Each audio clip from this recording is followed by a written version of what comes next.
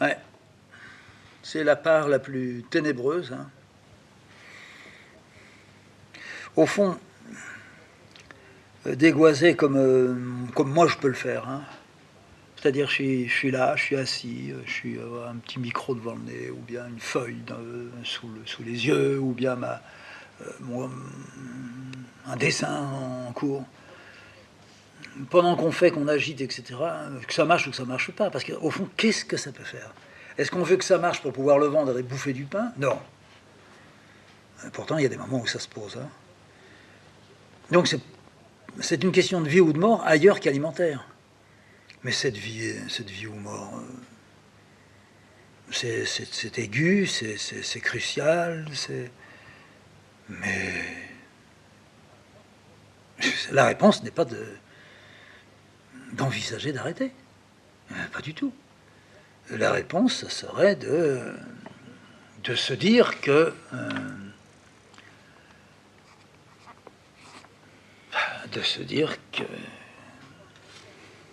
pas le combat, le combat il est ailleurs. De se dire qu'il ne s'agit pas de céder. Mais si on a commencé à céder, alors évidemment, une sorte de boule de neige qui se met en place, et on peut pas y résister. Ça coule, ça part, ça dérape. Je me souviens bien de différentes phases, mais ce sont toujours les mêmes signes. De Cécile. Ça pourrait être aussi de moi, hein. Mais de différentes phases au cours desquelles j'ai pu remarquer, oui, comme ça, le lent, la lente dégradation, comment l'appeler, mentale,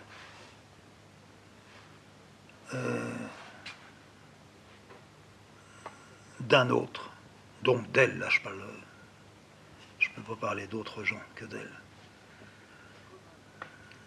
Comme un tissage dont on tirerait plusieurs fils à la fois. Et on verrait le dessin qui sautillerait, craquelerait.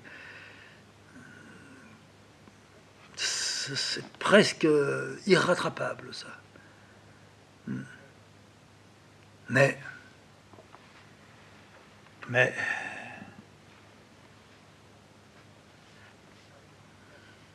arrive tout de même, si on peut dire le moment, l'instant, parce que c'est un instant, où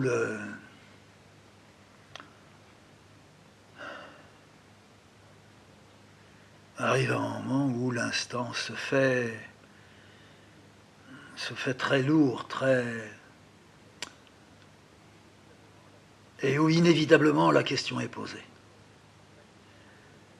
La question vous est posée en supposant que ce serait vous,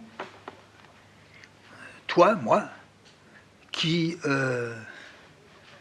sentirait non pas qu'on se pose la question, mais que le vous qui vous la pose, c'est cet autre que l'on a tous. Moi, je pense à ça. Et qui dit faut arrêter. Alors, il y avait évidemment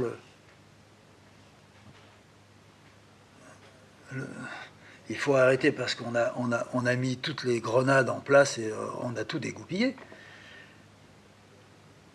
Mais il y a aussi le faut arrêter parce que c'est du dégoupillé mental, c'est pas du dégoupillé sur le terrain avec les arbres autour.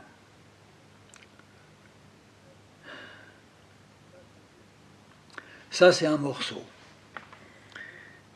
C'est un morceau, si on arrive à le désosser, je suis pas sûr que ça soit utile, parce que je me rends bien compte que ce terme, enfin cette notion d'utile, Oh là là. Est-ce que je peux dire qu'un mot est plus utile qu'un autre? Ah oui, les Proustiens nous accorderont ça dans les oreilles, mais je les aime pas, les Proustiens. Même Proust, dans le fond, c'est bien, mais je lui préfère Rilke et Breton. Je préfère Kafka et Lovry. Ouais. Le type qui reste dans son lit et tout ça. J'aime mieux l'autre qui va dehors, qui marche dans la merde.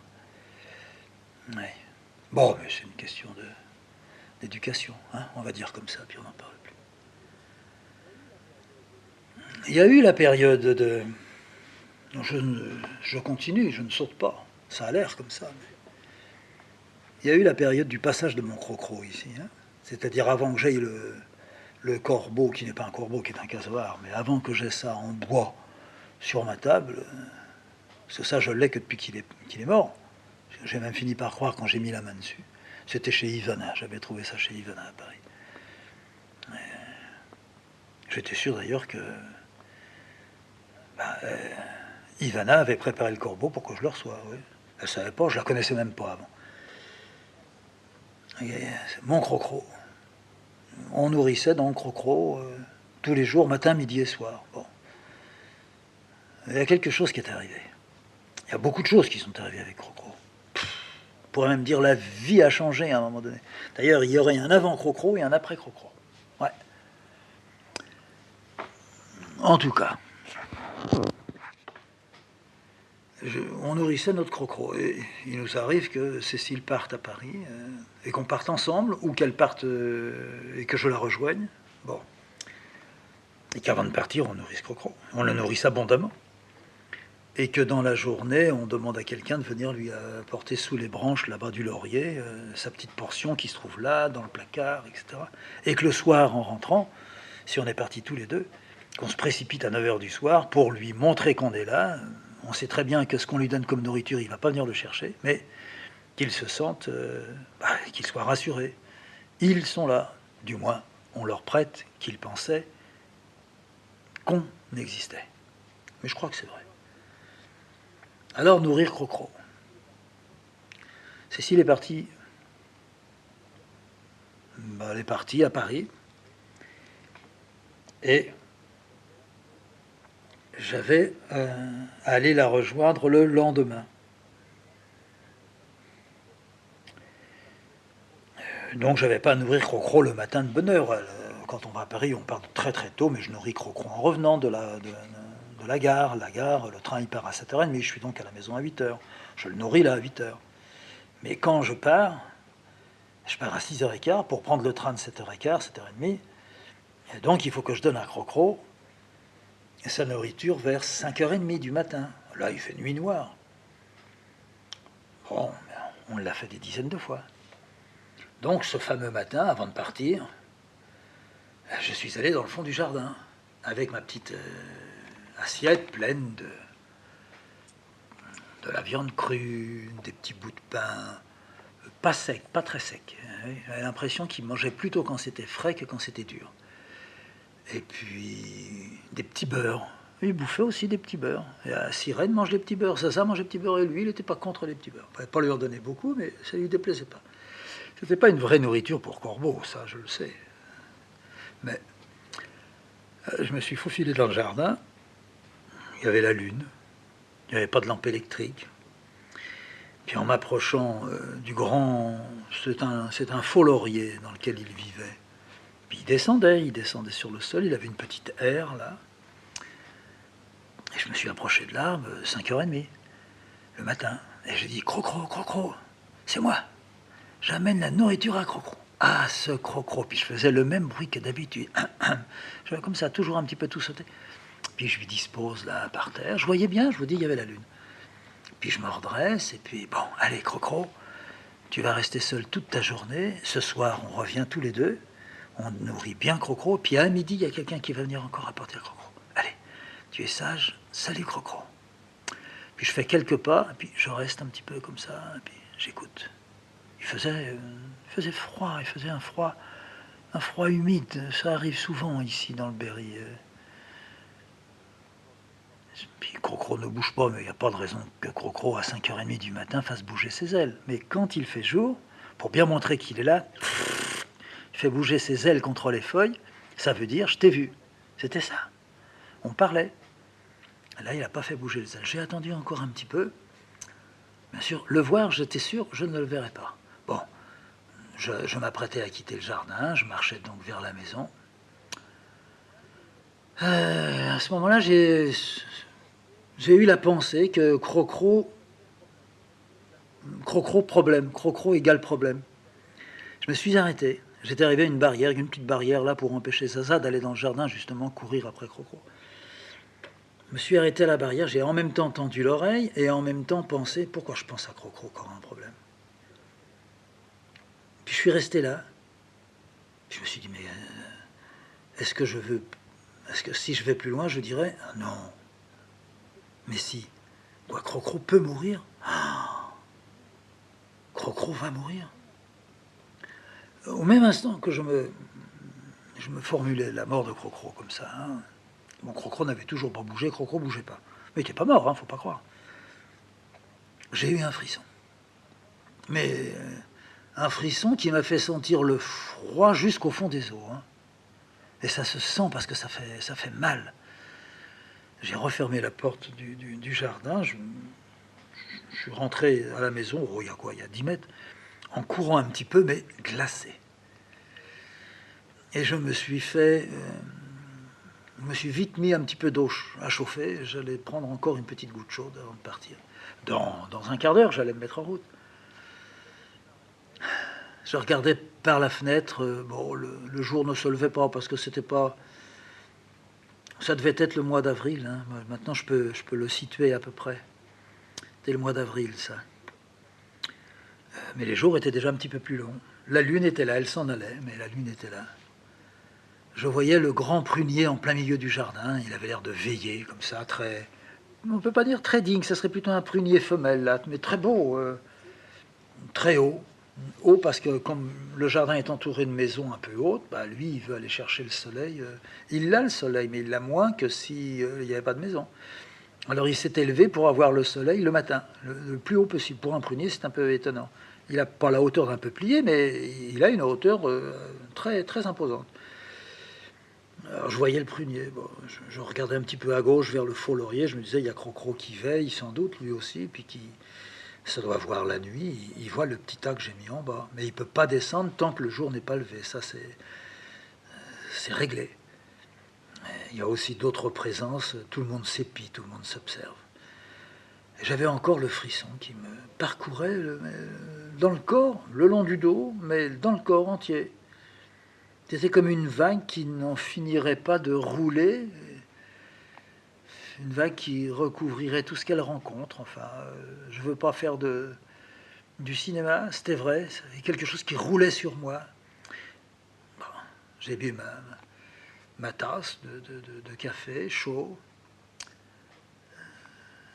Je remuais mon café, je regardais, j'étais toujours là, à la porte vitrée. Je me suis dit, la vague, elle vient de loin. Bah oui, une vague, ça vient de loin, surtout une vague de la mer. Mais, quoi, qu'est-ce qu'on fait? Rien, je m'habille, je sors la bagnole et puis je vais prendre le train et je retrouve Cécile à Paris. Pendant le trajet jusqu'à Châteauroux, parce qu'il faut faire l'achat de Châteauroux en voiture, j'avais mis le chauffage à fond et j'étais glacé. Ah, j'ai peut-être pris un peu froid, j'ai dû prendre un petit peu froid. Dans le train, même cinéma, pas bien. Puis la journée, j'ai retrouvé mon agitation. Bon, je pensais à Crocro. Je pensais quand même à Crocro. Pourquoi je me suis dit Crocro va mourir? En fait, Crocro était à un an de sa fin. Ça, c'est. Aujourd'hui, je le sais. Il est mort. Bon, je l'ai retrouvé. Ça va. T'as bien donné à manger à Crocro, bien sûr. Et la chienne et la chatte, oui, tout allait bien. Bon. Puis le soir, j'étais fatigué. Et je voulais qu'on prenne plutôt le train de 6h moins 10 que le train de 7h. Et je lui ai dit, oh, je suis un peu fatigué, je voudrais... Et le fait est, j'étais tellement fatigué, puis elle, bon, bah, tout le travail était terminé, on n'allait pas traîner dans Paris. On a pris le train, puis quand je suis assis dans le train, j'avais les jambes coupées. Alors, bon, on n'en a pas parlé, on ne parle pas de ça. Mais dans le train, une sorte de malaise ne se passait pas. On est arrivé à Châteauroux, on a retrouvé la bagnole, on est arrivé à la Châtre, tout de suite, elle m'a dit, je vais voir Crocro. Je lui ai dit, si tu veux, mais couvre-toi bien. Et moi, j'étais pas bien.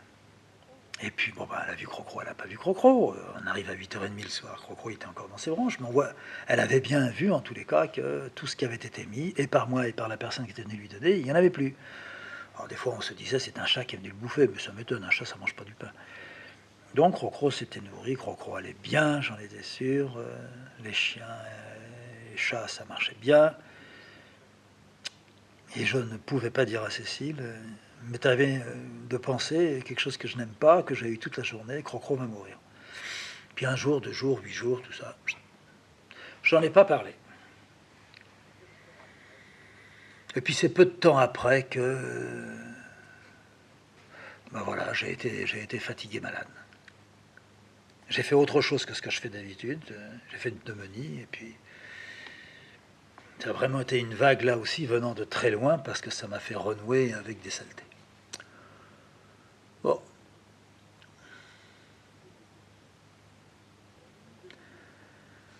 Une de mes questions, là on change encore, qui m'est venue très vite quand je m'apprêtais à quitter Marseille.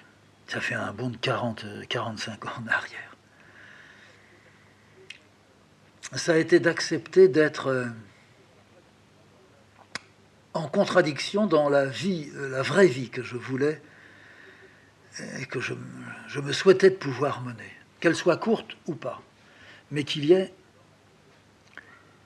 que dans ma vie j'ai pu connaître ça, un accord avec soi-même. Vous savez, c'est que ce soit plus difficile que tout le reste, ça n'a pas l'ombre d'un doute, mais que l'on puisse ne serait-ce que faire quelques pas dans un chemin considéré comme ça étant la vraie vie, ce sera vraiment le chemin sacré.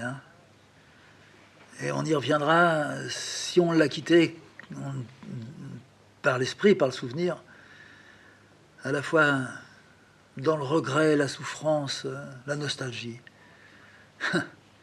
On aura connu. Et moi, je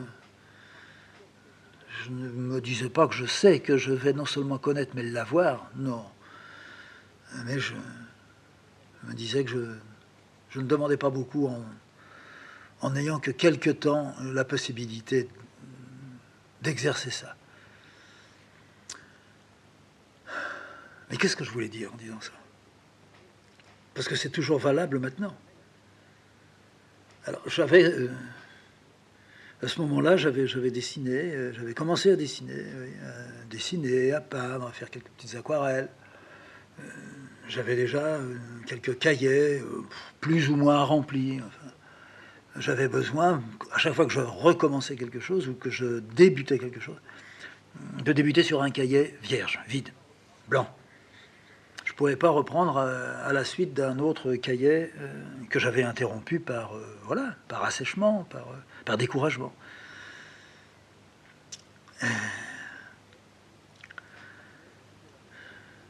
Je partais, je quittais Marseille, avec mon problème de santé, mais je trouvais que c'était accessoire dans le fond. C'était non pas le prix à payer, mais c'était la condition par laquelle il fallait passer. C'était un peu le baptême, moi je pensais. La tuberculose n'est pas inoffensive, ça je suis absolument convaincu de ça. La folie n'est pas inoffensive non plus. Il y a quelque chose, maladie intellectuelle, ça c'est pas inoffensif, mais ça se croise en cours de route, sur le chemin. Mais quand on met les pattes sur le chemin du désir,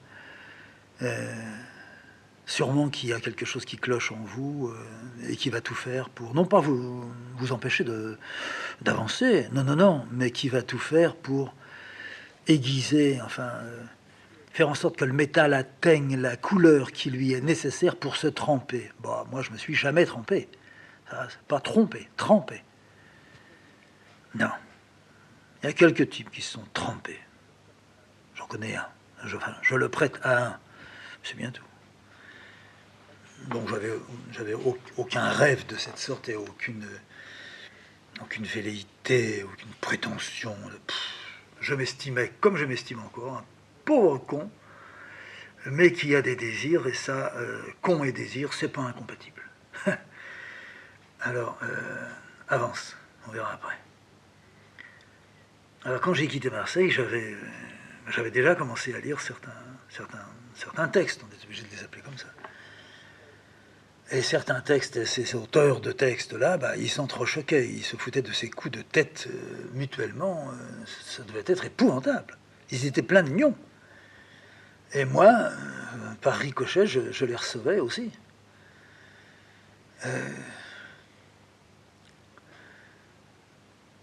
Bon, mon but, ça n'est pas le but. Mais mon besoin, j'ai un besoin de réalisation. Hein. Je l'ai eu dès Marseille.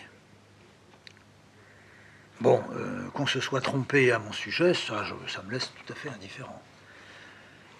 Que cette femme ait été trompée par moi dans toutes les largeurs, alors. Ça me laisse pas indifférent, parce que... Mais... ce qu'il y a, c'est que moi, de l'avoir rencontrée, m'a permis de rencontrer... M'a permis... Oui, je ne crois pas que j'aurais pu trouver sur ma route... il fallait que ce soit quelqu'un avec qui je vive pour que arrive la proposition. Ma sœur a une librairie, pourquoi tu travaillerais pas dedans? Que je réponde, bien sûr, j'y comprends rien, t'occupe pas de ça. Travaille dedans. Hein? Ça se nichait à cette hauteur-là. Pour eux, la librairie, c'était comme débiter un beefsteak en filet, faux filet, entrecôte, pareil. 1,3 kg, 25 francs, puis c'est tout. Les auteurs, il y en a qui font chier, puis c'est tout. Bon, donc il fallait que je fasse une rencontre comme ça pour atteindre une librairie. En dehors de ça, moi, j'allais tout droit vers 10 mètres de fond, hein, sûr. Et puis elle n'avait pas besoin de moi. Et moi, je ne le sais pas, mais j'avais besoin de rencontrer ça. Ouais. Alors elle, ça aurait pu être un homme. Ça aurait pu être un homme. Mais ça ne l'a pas été. J'ai pu rencontrer un homme qui me disent à l'usine viens, moi je milite, on va militer, et puis que ça tourne, comme tu sais pas quoi lire, lis ça. Et puis que, bah ça va, c'est la vie ça. Mais ça ne s'est pas produit comme ça, ça produit autrement. Seulement j'ai lu avec l'exigence, l'exigence que j'avais, pour autre chose, mais l'exigence. J'ai toujours été exigeant. Avec la masse d'erreurs que ça entraîne, et les désillusions, les cassages de 10 étages de haut. Hein, mais j'étais ça. Sans doute que j'étais exigeant quand j'avais 3 ans, déjà malade, touché, atteint par la tuberculose, et je ne suis pas mort. À l'époque, il n'y avait rien pour soigner. On m'avait foutu à l'air dans un préventorium de petits enfants malades, enfants de tuberculeux. Je ne suis pas mort, il y a beaucoup d'autres qui sont morts. J'avais donc, je me vante un peu, mais j'avais une puissance de résistance ou une puissance d'exigence, je ne sais pas, j'avais un appétit. Il y avait quelque chose qui était là. Peut-être. Un animal, ça serait mieux. En tout cas, quand j'ai lu avec des prolongements. Je lisais pas pour passer le temps, je lisais pas pour rigoler, je lisais pas pour bander, je lisais pas pour rêver. Si, rêver un peu. Bon, alors je lisais pas pour faire le malin, je lisais pour moi, en moi, sans savoir encore que c'était en vue d'eux, mais Mais quelque chose se mettait en place. Alors, comme je commençais à dessiner quand j'étais encore à la librairie, comme je suis parti de Marseille, alors là j'étais redevenu tuberculeux. On m'a soigné dans les montagnes, dans un sanatorium. Bon, là j'avais la possibilité de lire tant que je voulais. J'étais parti avec un paquet de bouquins énorme. Et puis j'étais parti avec des feuilles de papier, des plumes, des crayons, de l'encre de Chine, des petites boîtes de peinture d'ailleurs. Et puis je faisais ça. J'avais une chambre pour moi tout seul. Et puis je faisais ça. Je n'ai jamais fait, et aujourd'hui, je vais reciter Cécile qui dit vraiment ça te touche d'avoir 70 ans. Aujourd'hui, à 70 ans, ça ne m'est pas encore arrivé. Et ça ne m'arrivera pas.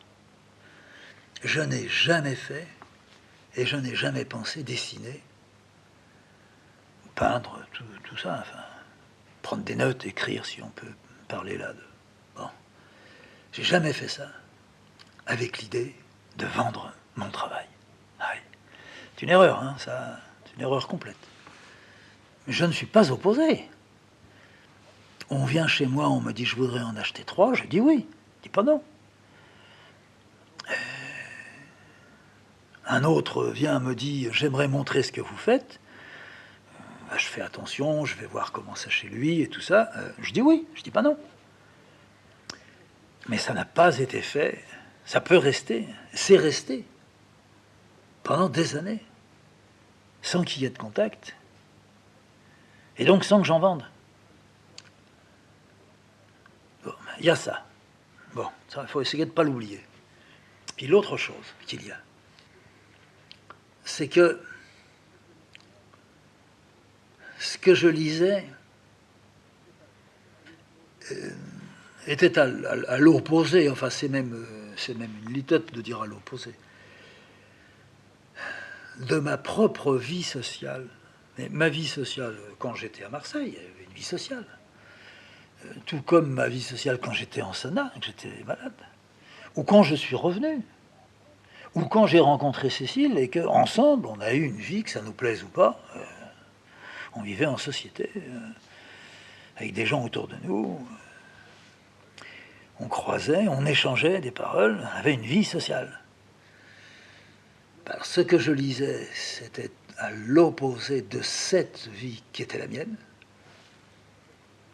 qui était la nôtre, qui était celle des gens autour de nous, et à l'opposé aussi de l'avenir vers lequel peut-être je me dirigeais, je ne sais pas.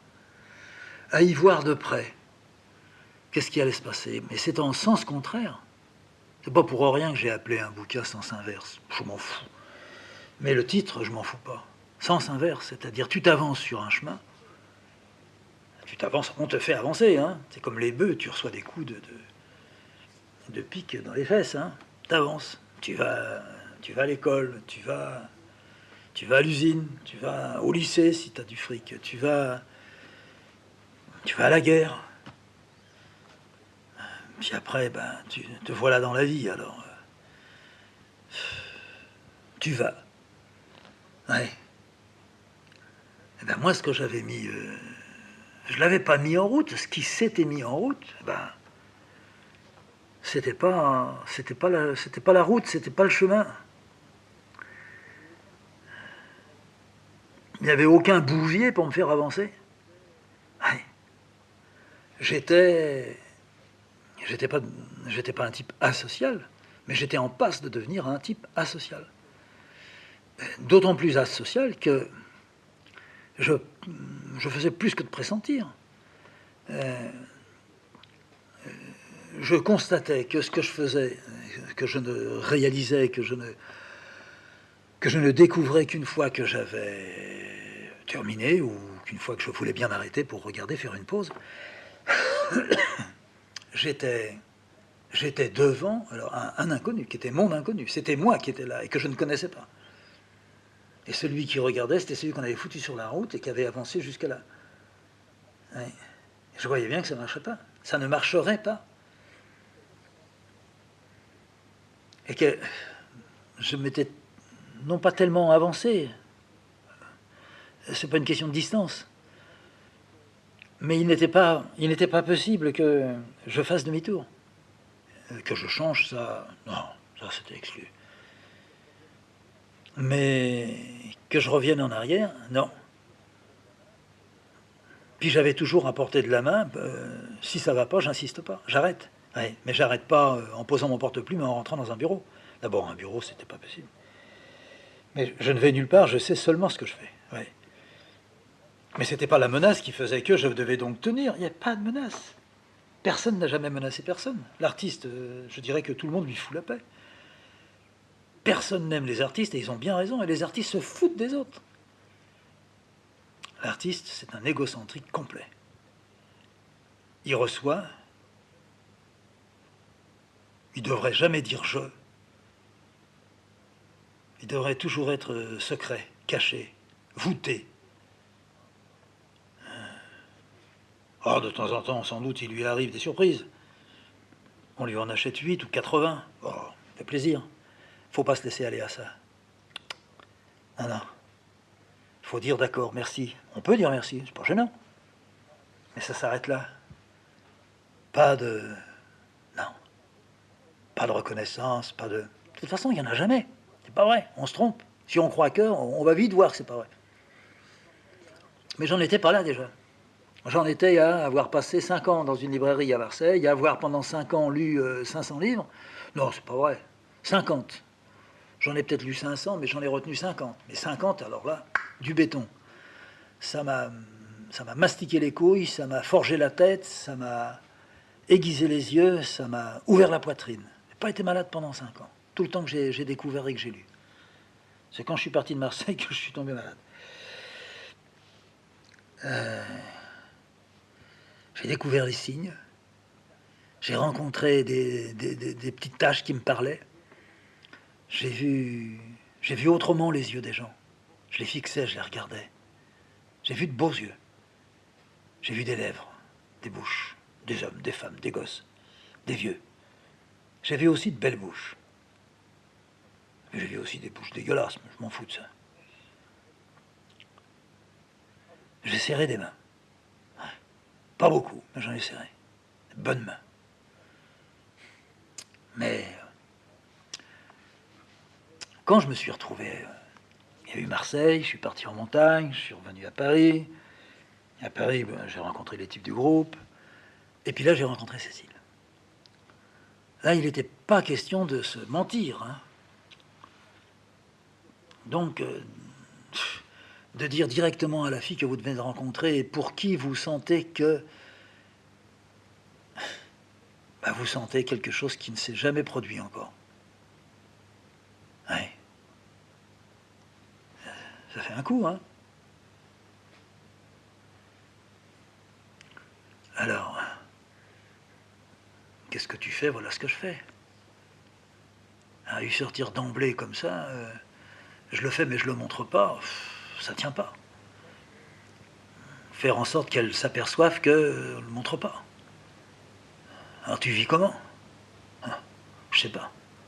Pour le moment, j'ai une pension de la sécurité sociale. Elle est petite, mais ça me permet 2 camemberts par semaine, le pain, 1 litre de vin. Pour le moment, je tiens. Ça tiendra pas longtemps. Et toi, comment tu fais? Alors elle, c'était pas loin d'être la même chose. Elle était aidée un petit peu par son père, un petit peu par sa tante. Il y avait 2-3 personnes qui lui achetaient une gravure par-ci, lui en faisaient faire une autre par-là.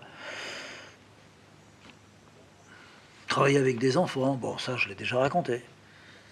Elle m'a proposé, j'ai accepté de travailler avec des enfants. Bon, très bien. On s'est mis à vivre ensemble, très bien. Un jour, j'ai dit,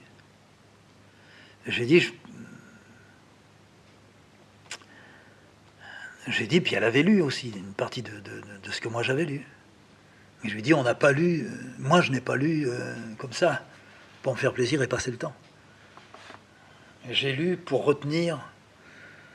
Je pourrais pas te citer une phrase peut-être complète d'un de ceux que j'ai lus, que j'aime, qui pour moi comptent comme des arbres.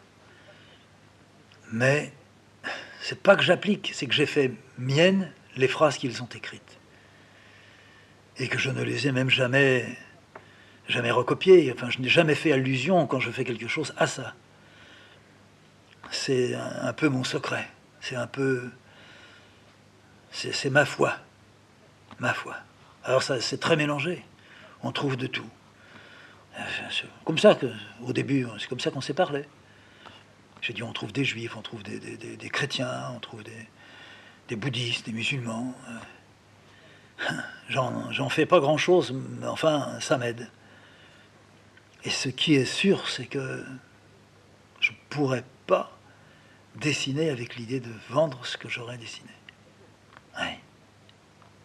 Alors, bien sûr, on peut contourner ça en disant, mais quand on dessine, on n'y pense pas, puis quand c'est fait, ça compte plus. Ah ben non, c'est pas comme ça non plus. C'est que ça continue là. Alors, il faut donc espérer que dans le chemin, on va bien pouvoir croiser celui qui voudra montrer le boulot, et que le boulot sera montré d'une façon qui n'ira pas à l'encontre de ce à quoi on croit, c'est-à-dire rends ce qui t'est donné. Mais ramasse aussi un petit peu, bien sûr, mais jamais devenir. Est-ce possible dans ce monde? C'est pourquoi je dis que la lecture de certains auteurs s'était entrechoquée en moi et continue à s'entrechoquer au moment où j'ai quitté Marseille, mais au moment où j'ai rencontré Cécile et à l'instant même où je parle en ce moment. Ils continuent toujours. Toujours, parce qu'ils sont toujours non seulement valables, qu'est-ce que c'est que ce mot pour eux, mais ils ont conservé leur puissance. C'est une puissance, c'est une force de persuasion, pour moi, inépuisable.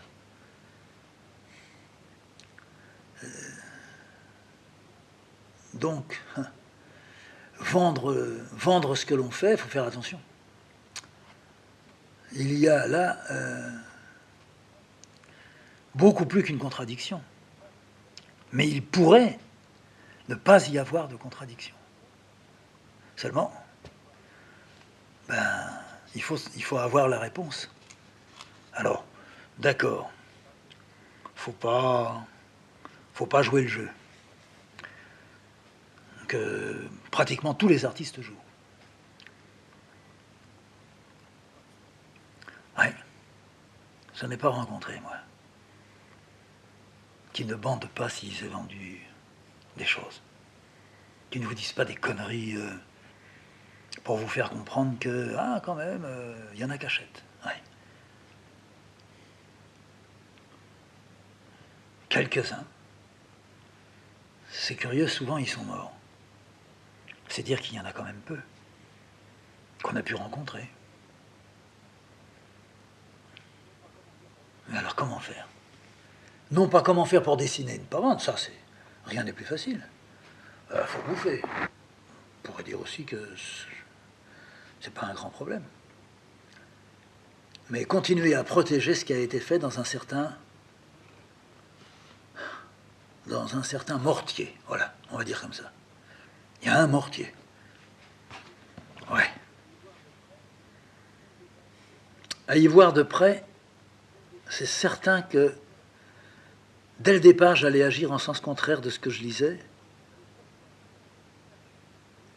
L'important était que je sache que j'allais agir en sens contraire et que me voyant sur le point d'agir en sens contraire, ou ayant ici elle a agi en sens contraire, que j'allais corriger. Parce que sans correction, il n'y a rien. Rien n'est donné. Tout est à faire.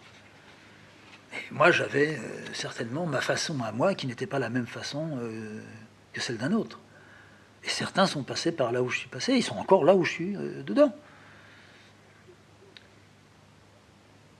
Alors, ce que je lisais était juste. J'étais sûr de moi. J'étais sûr de moi que, comme je le vivais, c'était vrai. Mais qu'il me fallait ce vrai. Mais pas de mélange. C'est ne pas se plier à ce qui est non seulement demandé et attendu, mais même dit. C'est-à-dire dire l'envers ici et dire l'endroit ailleurs. Non. Pas de mélange. Ouais. Donc, mince conclusion, peut-être que ce que je fais, c'est juste et vrai. En tous les cas, c'est ce que je voudrais. Je me souviens, on habitait à la cour. Et j'avais reçu un petit mot de Francis, qui habitait à Marseille, et qui venait à la librairie quand j'y étais, et qui a été pour moi le poteau auprès duquel je suis resté pendant 4 ans et demi. Quoi. Je l'écoutais, je ne pouvais pas lui parler, je souffrais de cette idée que tout ce que je disais était stupide. Il y avait du vrai. Enfin, j'aurais pu parler un peu avec lui. Non, non, je ne faisais que l'écouter, que lire ce qu'il me conseillait de lire. C'était donc, quand on était à la cour, on s'était écrit un petit peu par-ci par-là. C'était un vieil ami de librairie. Et il avait proposé, je passerai bien à la cour, tel jour, telle heure, etc. Si tu as le temps de me répondre, si tu réponds pas, c'est que je peux le faire. Écris-moi seulement pour me dire non. Alors, bien sûr, je ne dis pas non. Alors il arrive à la cour.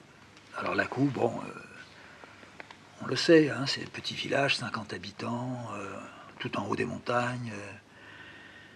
Lui, ça devait être à la fin du printemps, je ne sais plus de quelle année.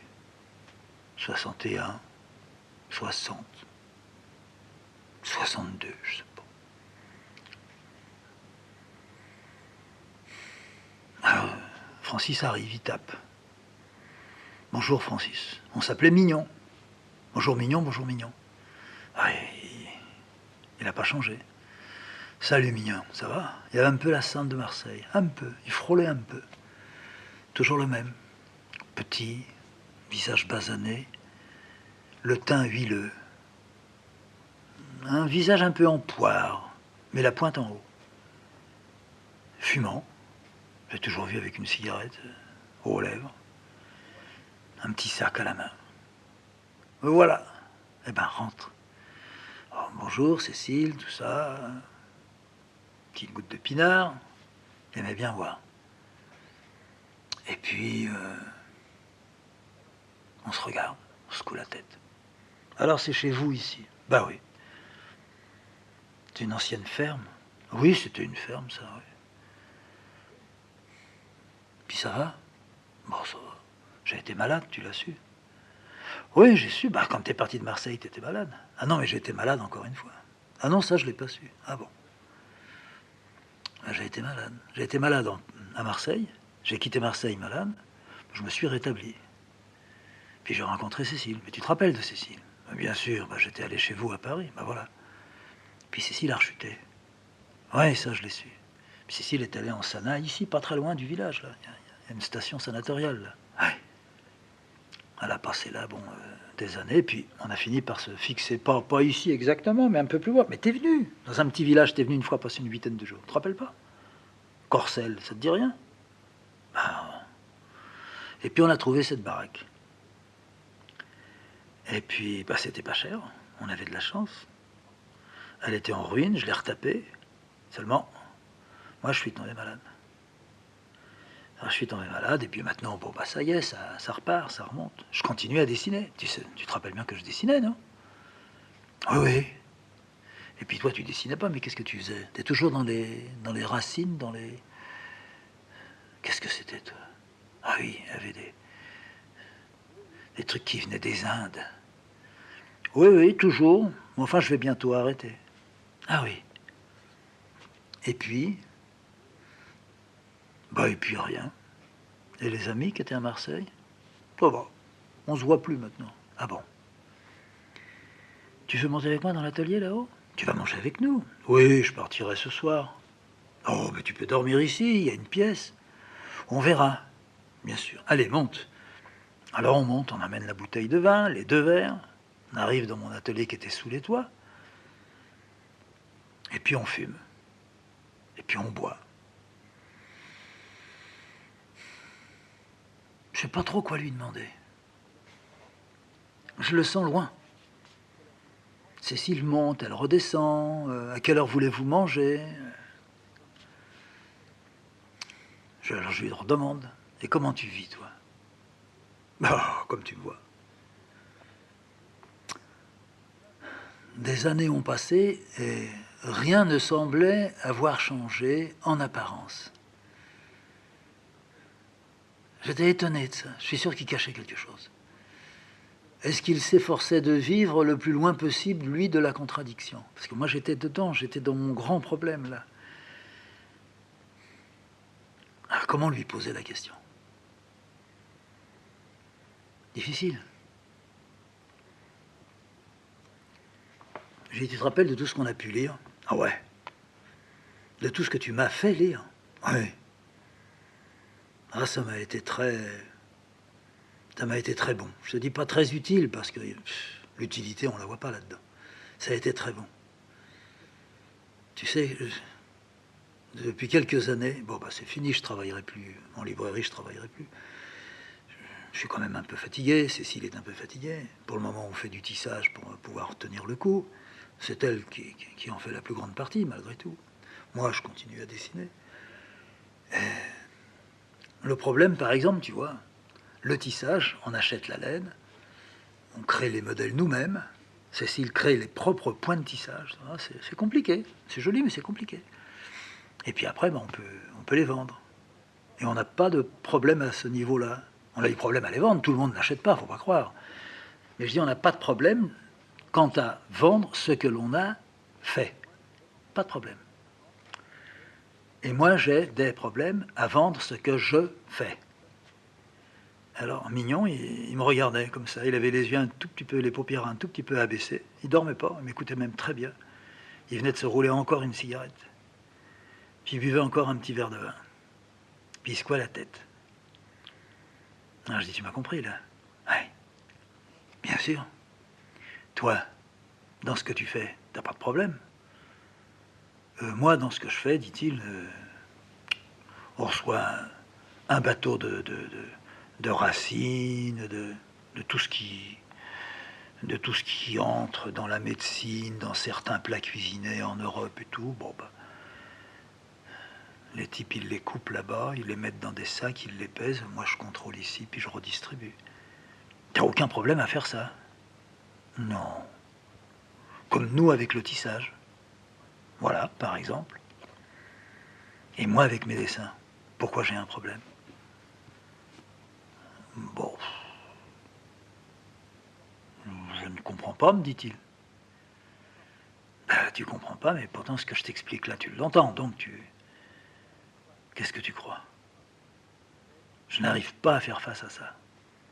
Faire et vendre ce que j'ai fait. Il me regarde et puis il répond pas. Depuis qu'il était là, alors la matinée venait de passer, hein. Depuis qu'il était là, il n'avait pas une seule fois relevé le museau pour regarder ce qu'il y avait qui pendait du plafond. C'était des racines, c'était des écorces, une belle chose. On aimait bien avec Cécile faire ça sur nos murs. Puis il y avait quelques dessins, des gravures de Cécile sur les murs, des dessins de moi, des reproductions d'autres types, de Klee, de Bronner, de Bellmer. J'avais bien remarqué qu'il avait, lui, fait comme s'il ne remarquait rien, mais peut-être qu'il ne remarquait rien. Comme il n'avait pas l'air de comprendre ce que je disais, alors là, je suis devenu plus précis. Je dis, écoute, Mignon, ça, là, ça, c'est un Bronner. On a aimé ça quand on était à la librairie, hein. Et alors, il hausse les épaules. Je dis, non, pas hausser les épaules. On a aimé ça, et même celui-là, on a aimé. On l'a vu en reproduction. J'en ai vendu, t'en as même acheté des reproductions de ça. Je sais pas comment tu faisais chez toi, si tu les mettais sous verre, mais en tous les cas, moi, celui-là, je l'ai mis sous verre. Je trouve ça très beau. Ça me plaît, mais ça m'aide aussi beaucoup. Et bien, je lui dis, moi, j'aimerais bien te montrer mon travail. Tu vois ce que je veux dire? J'aimerais bien, toi qui as vu les tâches, quand je faisais des tâches à Marseille, puis que je les descendais. Tu te rappelles de ça? Alors, je descendais mes tâches dans un carton. C'est là qu'il y avait eu Flinker qui était venu. Tu te souviens aussi de cette histoire? qu'il en avait pris, qu'il les avait vendus, qu'il m'a envoyé le fric. Le fric m'a brûlé les mains à l'époque. Mais comme j'étais sur le point de quitter Marseille, j'avais fait un peu le sourire à ça, et je m'étais dit, bon, bah là, il faut fermer les yeux, c'est pas grave. Puis ça va me permettre de m'acheter une liquette, voilà, des trucs comme ça, pour partir.